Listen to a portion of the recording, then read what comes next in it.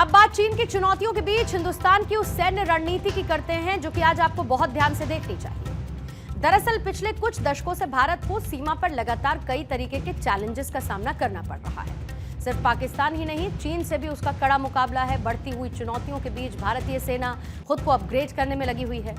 बांग्लादेश से खराब होते संबंध और चीन के नापाक इरादों को देखते हुए भारतीय सेना अब पूर्वोत्तर राज्यों में अपनी सामरिक स्थिति को मजबूत करने में जुटी हुई है। पूर्वोत्तर राज्यों को सामरिक रूप से और भी ज्यादा मजबूत करने के लिए भारत अब बड़ी तैयारी कर रहा है और इसके लिए असम में पहली बार राष्ट्रीय राजमार्ग को भारतीय वायुसेना के फाइटर जेट्स और नागरिक विमानों की इमरजेंसी लैंडिंग के लिए तैयार किया जा रहा है। असम में जहां पर नेशनल हाईवे 127 पर बनाई गई इमरजेंसी लैंडिंग फैसिलिटी 31 जुलाई तक पूरी तरीके से बनकर तैयार हो जाएगी। 99% काम हो चुका है।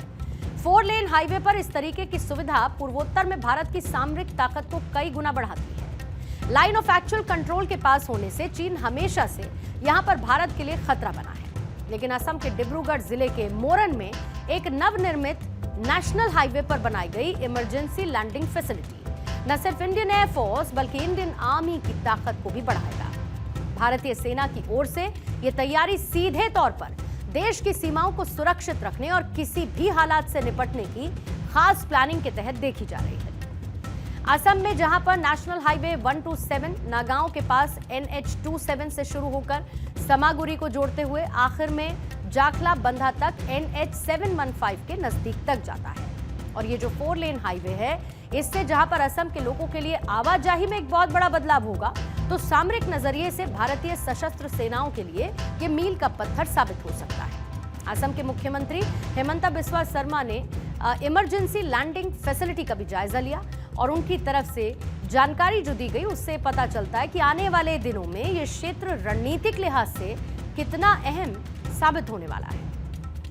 और डिमो ये एक हिस्सा है जो नुमलीगढ़ से डिब्रूगढ़ का राष्ट्रीय राजमार्ग का अंदर आते हैं। इस इलाका में 4 किलोमीटर का जो रास्ता है, जो रोड है, इसको भारत सरकार ने इमरजेंसी लैंडिंग फैसिलिटीज के लिए बनाया है।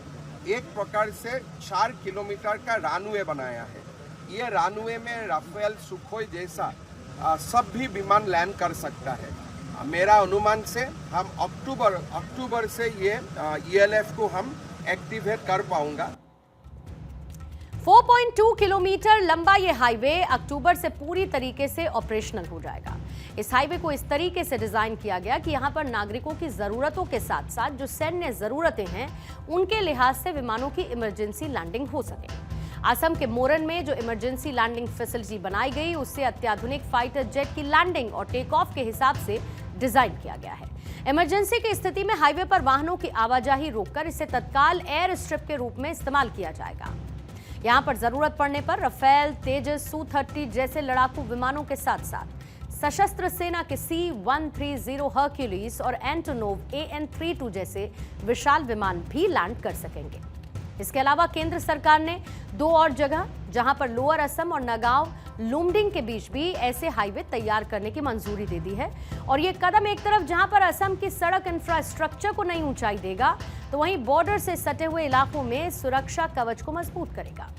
चीन की चुनौती के बीच ये फैसला सामरिक लिहाज से बेहद अहम माना जा रहा है।